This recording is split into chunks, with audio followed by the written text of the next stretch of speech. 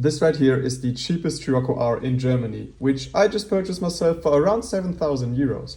But of course it wasn't the cheapest Scirocco R without a catch. And the reason for this car's cheap price is under the bonnet, because there we have a heavily misfiring engine, and in this video I will try to diagnose the problem with it and see if I can fix it. Yeah, and to do this, the first thing that we have to do is to read out the ECU to check for any fault calls and stuff like that. But before we can do this, we have to attach another battery, because the battery on this car is so flat it didn't even manage to start a car up after 6 hours of charging. So let me just connect the battery from the Audi Allroad to read out the ECU. Okay, where is our... Let's see.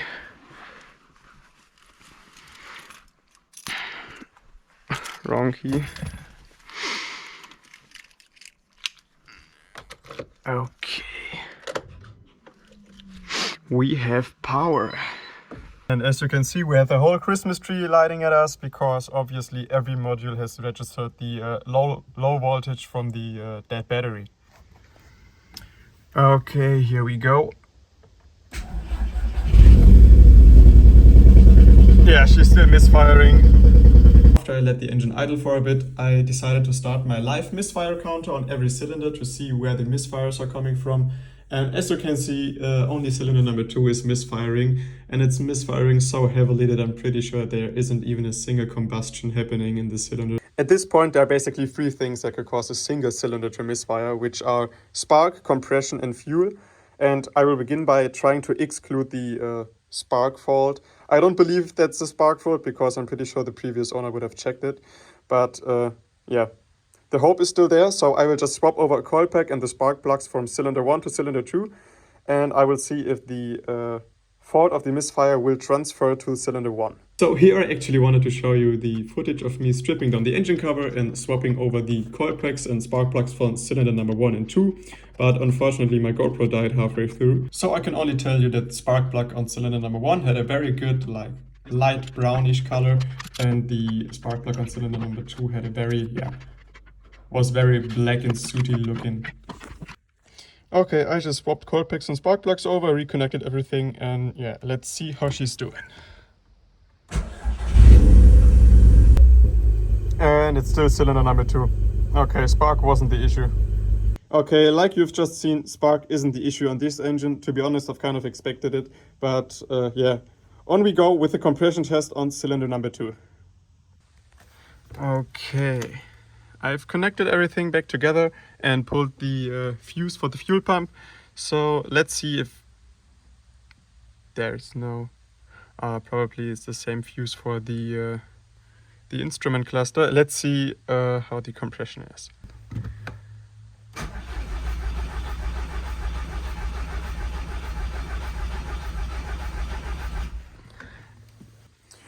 Please. Yeah, that should be alright, that's enough. So I will be completely honest with you guys, I was fairly sure that this car has no compression, because a certified workshop just inspected the car before I bought it from a dealer, and yeah, they told me the engine was shot. And so in 99% of the case, when the engine has at least decent compression, that basically means that there is no physical damage to the piston, to the valves, to the head, or to the block or anything. So to be honest, I don't really know what to do in the next step. I could look inside the piston. Yeah, basically that's what I will do. I will just use my borescope, which I purchased on a Black Friday deal. Best thing I ever bought. I will check the wiring harness from the coil packs, and after that I can just basically look at the cylinder, and when I see that the cylinder is soaking wet because somehow the combustion didn't happen, I know the injector is good, and now it has compression, and when I look at the cylinder and the cylinder is bone dry, it basically means that either the injector has gone or the connector plug for the injector is gone. I went on to check the fuel supply of the engine. To check the fuel supply of the engine, I just cranked the engine up a few times with my coil packs and spark plugs disconnected to see how much fuel the pistons would push through the spark plug shaft out of the engine. And by doing that, I realized that the fuel amount that was pushed out of cylinder number 2 was a bit less than from the other 3 cylinders. So this could have 2 reasons. So the first reason would be that the injector is basically broken and not able to inject more fuel than this amount into the cylinder with one stroke. And the other reason would be that the engine is realizing that there's a lot of unburned fuel in the exhaust manifold and is therefore reducing the amount that the injector on cylinder number 2 should be injecting into the cylinder. But unfortunately, I don't know how to figure out which of those reasons this could be. So the next thing I did is I was using my bore scope to look down into cylinder number 2. And for me as a non-professional, and I'm not a mechanic, everything was looking fairly decent. I couldn't see any major damage to the piston crown apart from some very minor scratches in the middle of the piston, but I'm pretty sure that these scratches wouldn't hinder the cylinder from making a proper combustion. Also, the crisscross cut from the factory honing was in very, very good condition without a single scratch anywhere. And also by looking at the valves, I couldn't see any burned off edges or major carbon deposit that would probably lower the compression of the cylinder.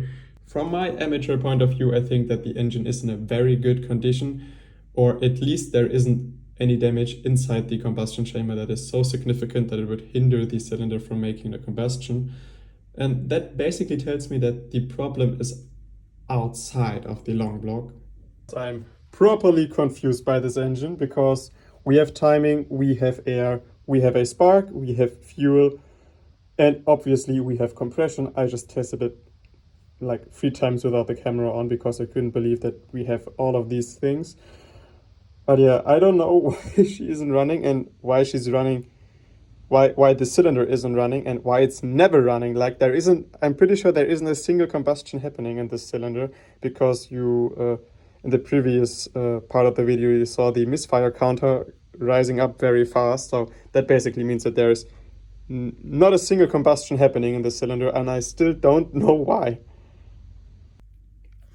Okay, there is only one possible reason that I can think of that might cut the air for the cylinder number 2, and that would be that the flap, which is in the intake manifold for controlling the angle of the air to the intake valves, is broken. But the problem with this is I don't think these can break independently. I think they're connected to one shaft and they can only break at once. But in theory, it could be that the flap is somehow ripped from the shaft and is now blocking the air off from the cylinder number 2. I guess I will leave it like that for this video because the next thing I want to do is I want to strip down the intake manifold to see if the flaps are working, and when I already stripped down the intake manifold, I will also go on and replace the injector for cylinder number 2. And the injector that I just ordered has a delivery time of 4 to 6 days, and obviously we have Christmas in between because I'm filming this video on December 23rd, and this basically means that I might be lucky when I get this injector in this year. But I think in this video we basically excluded every other fault except of the injector. So thank you very much for watching and see you in the next one.